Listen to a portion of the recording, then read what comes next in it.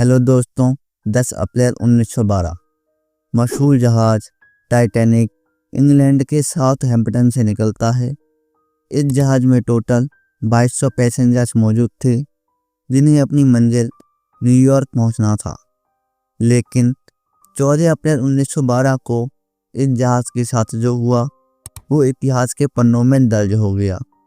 तो आखिर क्या हुआ था इस जहाज़ के साथ और क्यों कभी न डूबने वाला जहाज़ गहरे समुंदर में समा गया, इसी को जानने के लिए शुरू करते हैं आज का ये एपिसोड। RMS टाइटैनिक, जिसे बनाने वाली कंपनी व्हाइट स्टार लाइन के अनुसार यह जहाज़ अनसिंकेबल था, क्योंकि इसे मॉडर्न टेक्नोलॉजी से बनाया गया था।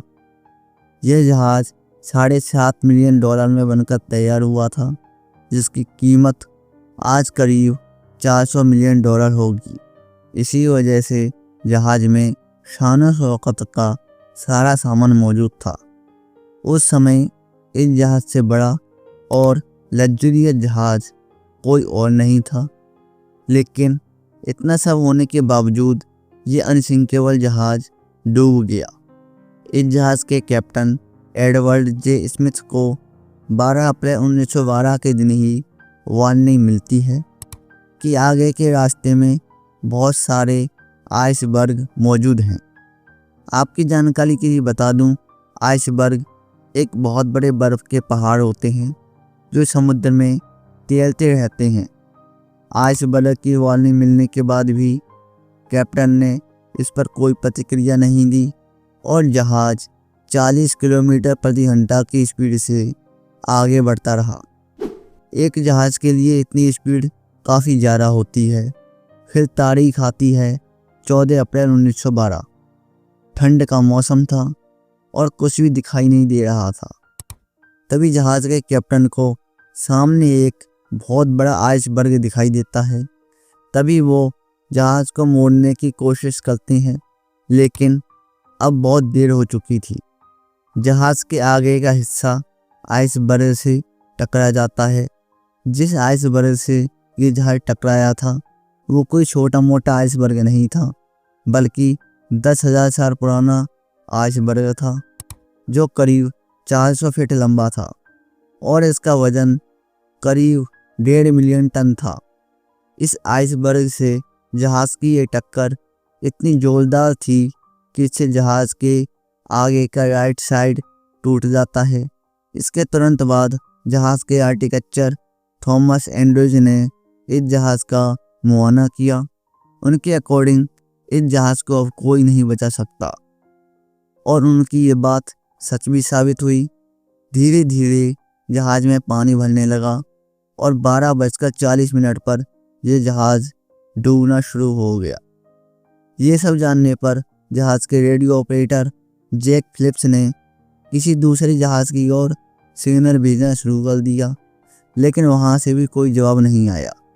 थोड़ी देर बाद एक दूसरी जहाज़ RMS कारपेथिया ने टाइटैनिक से संपर्क किया, लेकिन यहाँ सबसे बड़ी प्रॉब्लम ये थी कि RMS कारपेथिया टाइटैनिक से 107 किलोमीटर दूर था और अगर ये शिप अपने फुल स्पीड में भी चलता है तो भी इसे टाइटैनिक तक पहुँचने में करीब 3.5 घंटे लग जाएंगे और टाइटैनिक का इतने समय तक बच पाना नामुमकिन था। कोई दूसरा रास्ता नहीं होने पर जहाज़ के कैप्टन एडवर्ड स्मिथ ने पैसेंजर्स को लाइफ बोट से बचाने का फैसला किया, लेकिन इस जहाज़ में लाइफ बोट की संख्या भी काफ़ी कम थी।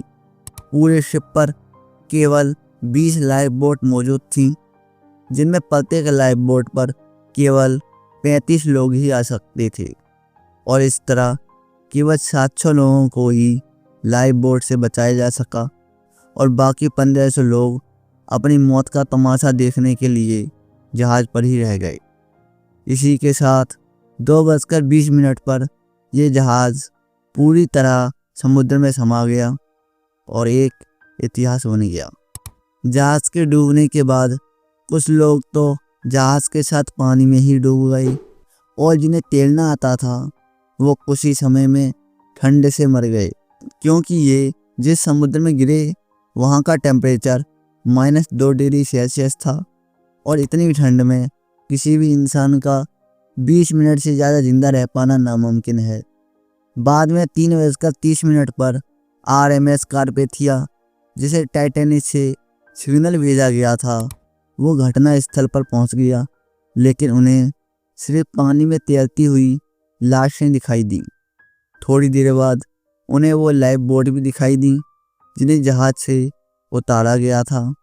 तो इस तरह लाइफ बोट में बैठे लोगों को इस जहाज ने बचा लिया, लेकिन जहाज के साथ डूबे लोगों को ये शिप नहीं बचा सकी और इस तरह दुनिया का सबसे बड़ा जहाज अटलांटिक ओशन में समा गया।